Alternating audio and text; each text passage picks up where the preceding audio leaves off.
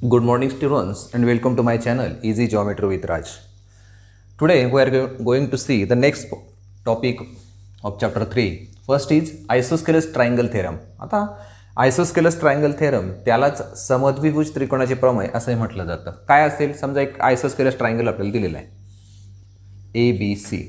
Isosceles म्हणजे कुठले तरी दोन साइड कॉन्ग्रुएंट असतात. Suppose these two sides are congruent. म्हणजे काय if side AB or segment AB is congruent segment AC कोणते पण दोन असतील तर आपण याला आयसोस्केलेस ट्रायंगल म्हणणार आहे. असं जर झालं तर ह्या कॉन्ग्रुएंट साइडचे जे अपोजिट अँगल असतात ते पण कॉन्ग्रुएंट असतात. देन असं झालं तर काय होईल, या साइडचा अपोजिट अँगल C हा या साइडचा अपोजिट अँगल B बरोबर कॉन्ग्रुएंट असणार आहे. नंतर याचा कॉन्व्हर्स काय सांगतो, उलट.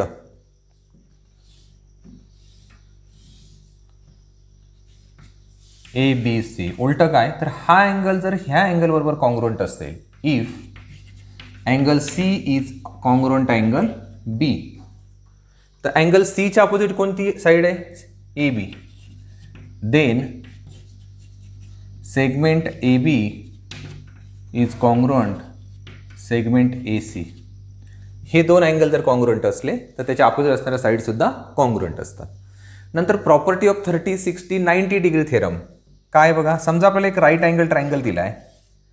Suppose this is right angle triangle, this angle is of 30 degree and this is of 60 degree, किंवा उलट पण चालेल, हा 30चा हा 60चा.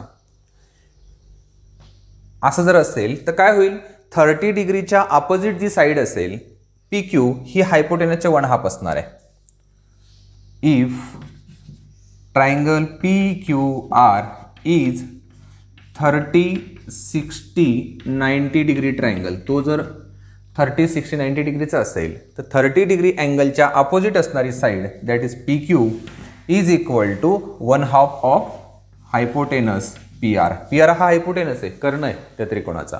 मग PQ ची लांबी ही PR च्या 1/2 असेल. आणि 60 डिग्रीच्या अपोजिट जी साइड असेल QR is √3/2 times of hypotenuse.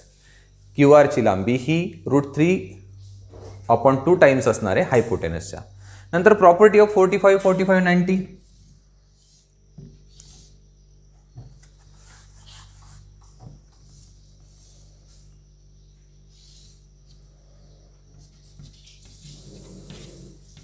हा अँगल 45चा आहे आणि हा सुद्धा 45चा आहे.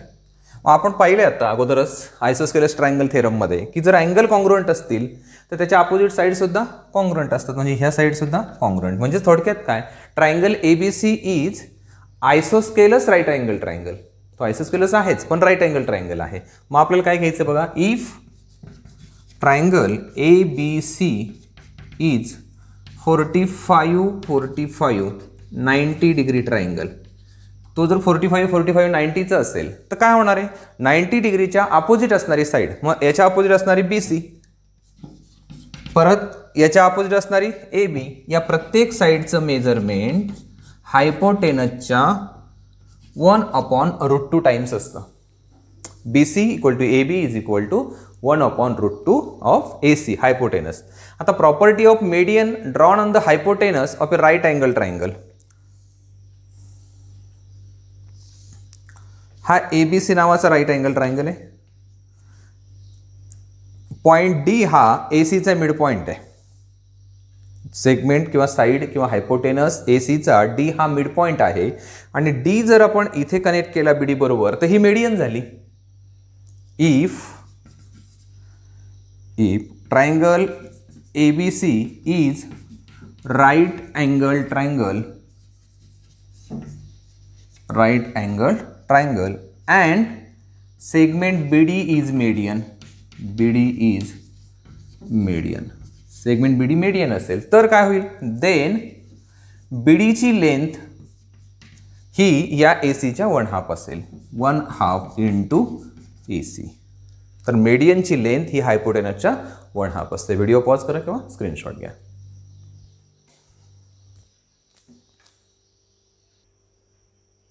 Okay, now see the first question of practice set 3.3. From figure find the values of x and y, angle ABD and angle ACD. आता देताना काय दिले बघा, इन ट्रायंगल सोल्युशन बघायचं.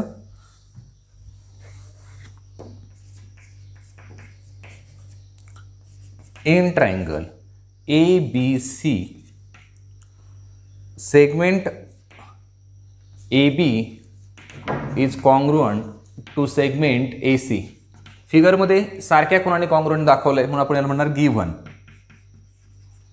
जर दोन साइड कॉन्ग्रुएंट असतील तर आपण आयसोस्केलस ट्रायंगल थेरम वापरतो. By using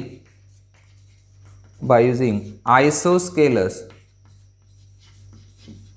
triangle theorem. Isosceles triangle theorem जर वापरला तर काय होणार आहे, एक्स आणि हा 50 हे सारखं असणार आहे. म्हणजे काय, X is equal to 50 degree. X is equal to 50 degree. एक्सची व्हॅल्यू मिळाली. सेम कंडिशन आपण इकडे पण अप्लाय करू शकतो. In triangle BDC segment BD is congruent to segment CD. हे सुद्धा गिव्हन आहे. म्हणजेच हा आयसोस्केलस आहे. परत वापरता येईल आपल्याला by using isosceles triangle theorem. Y is equal to 60 degree. कारण हे जे दोन अँगल असतील ते कॉन्ग्रुएंट असतील म्हणजेच त्यांचं मेजरमेंट सारखं असेल. आता काय विचारलंय, ABD विचारलंय. Angle ABD is equal to angle ABC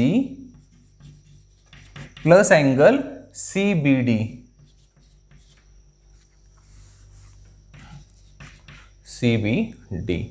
Therefore angle ABD is equal to ABC म्हणजे x आणि x ची व्हॅल्यू आली आपल्याकडे 50 डिग्री आणि CBD 60 देऊन ठेवलाय.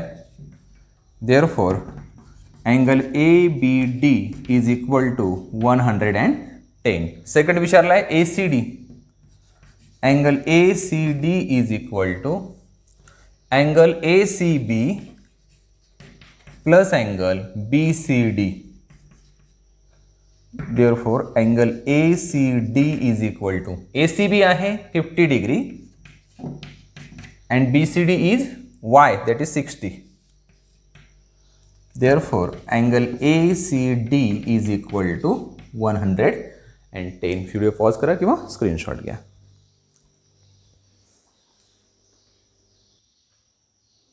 Now see the next example. The length of a hypotenuse of a right angle triangle is 1.5. Find the length of the median of its hypotenuse. सरळ सरळ आपल्याला काय दिलेलं असतं, by using property of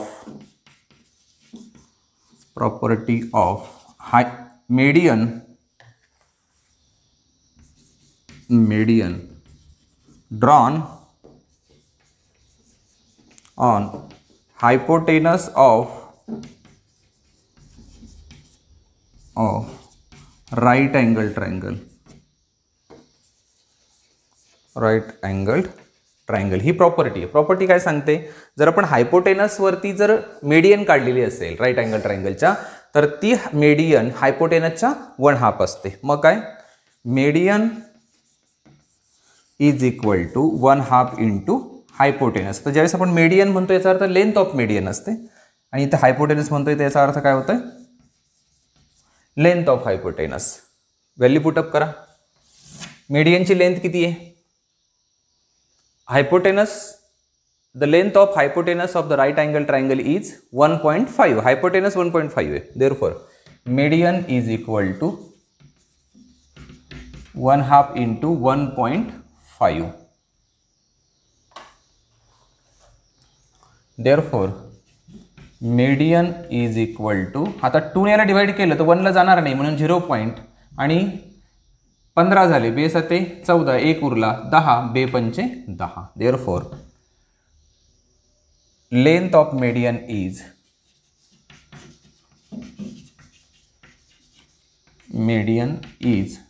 0.75 unit. काय जे दिलं असेल ते.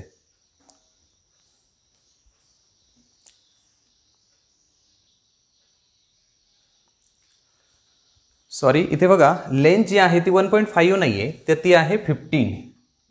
हायपोटेनसची लेंथ किती आहे 15, मग इथे 1.5 नका घेऊ, हे काय होईल 15 आणि 15ला जर 2ने डिवाइड केलं तर बेस ते 14, डेसिमल पॉईंट 10 झाला, 2 पंचे 10 म्हणजे हा येणार आहे 7.5 units.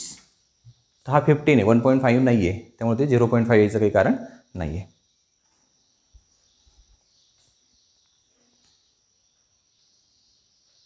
Okay, now see the next example. In triangle PQR, त्यावरून फिगर काढूया अगोदर.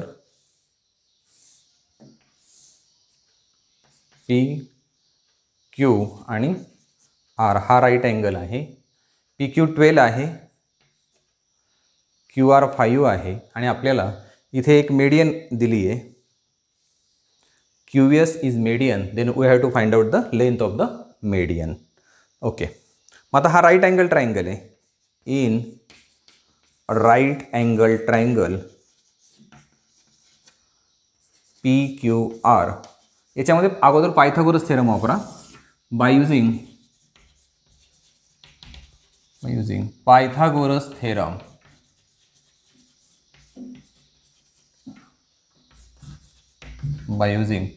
Theorem, PR square is equal to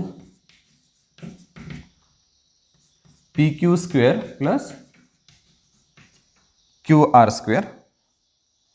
Therefore PR square is equal to PQ आहे 12 प्लस 5 चा square. Therefore PR square is equal to 144 plus 25. PR square is equal to 169. Take square root of both sides. PR is equal to 13. PR किती आलं आहे 13 unit. आणि त्याच्यावरून QS ही median आहे.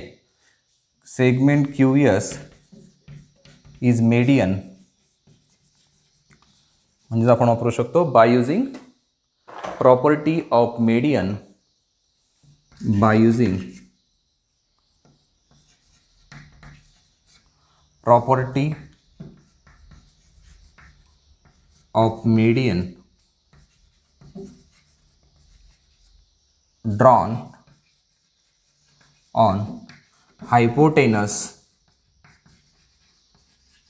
of right angle triangle. Right angle ट्रायंगलच्या हायपोटेनसवर जी मीडियन काढली असेल तिचा प्रॉपर्टीचा वापर करून आपण काय लिहू शकतो. QS is equal to 1/2 PR. QS is equal to PR upon 2, that is 13/2 is equal to 6.5 unit. शेवटी उत्तर आपल्याला लिहावं लागेल. लेंथ ऑफ QS डायरेक्ट म्हटलं तरी काही अडचण नाही. PR upon 2.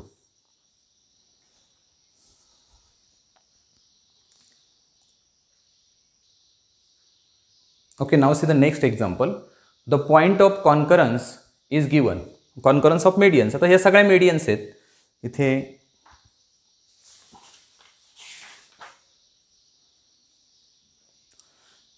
हे सगळ्या मेडियन्स आहेत. इथे नाव दिलेलं नाही, पण इथून इथपर्यंतच ही मेडियन आहे, ही मेडियन आहे आणि PT सुद्धा मेडियन आहे. आणि तिन्ही मेडियन एकमेकाला ज्या ठिकाणी इंटरसेक्ट करतात तो पॉईंट ऑफ कॉन्करन्स जो आहे त्याला सेंट्रॉइड म्हटलं जातं आणि तो नेहमी कॅपिटल G ने डिनोट केला जातो. मग आता हा काय करतो, जी ह्या मेडियनचे विभाजन करतो 2:1 याच्यामध्ये. म्हणजे काय, हा भाग एक पट असेल तर हा डबल असतो त्याच्या. म्हणजेच काय, याच्यावरून फॉर्म्युला तयार होतो की ही जी वर्टेक्स बरोबर कनेक्ट करायला जो सेगमेंट असेल या मीडियनचा तो मोठा असतो आणि PG is equal to 2/3 into PT. PGची लेंथ ही PTच्या 2/3 असते. ओके, त्याच्यानंतर आणखी एक फॉर्म्युला तयार होतोय. GT is equal to 1/3 PT. हा जो लहान भाग असेल तो ह्या PTच्या 1/3 असतो. दोन्ही एकत्र केले तर पूर्ण PT तयार होतो. आणखी या दोघांमध्ये काय रिलेशन आहे, दोघांमध्ये रिलेशन आहे PG is equal to 2 times GT. हे 3 फॉर्म्युले याच्यासाठी आपल्याला उपयुक्त ठरतात. आता इथे कोणता वापरायचा बघा, आपल्याला काढायचं काय, GT दिलाय आणि PG विचारलाय. मग याच्यावरून सरळ PG मिळतो डायरेक्ट. म्हणजे हा फॉर्म्युला आपण वापरणार पहिले. PG is equal to 2GT. Therefore PG is equal to 2 into 2.5 is equal to 5. PG आपल्याला मिळालं 5. ओके. आता विचारलाय PT. तसंच GTचा आणि PTचा पण संबंध आहे, तो फॉर्म्युला आपण वापरू शकतो किंवा PGचा वापरू शकतो, कोणताही वापरा. GT is equal to 1/3 into PT आणि PT व्हॅल्यू कोणाची माहिती आहे? GTची. किती येते? 2.5. 2.5 is equal to 1/3 into PT. फक्त हा 3 इकडे मल्टिपल आहे ना. Therefore 2.5 into 3 is equal to PT. Therefore 7.5 is equal to PT. म्हणजे PTची व्हॅल्यू 7.5 आली आणि हा जो PG आहे तो आला 5. व्हिडिओ पॉज करा किंवा स्क्रीनशॉट घ्या.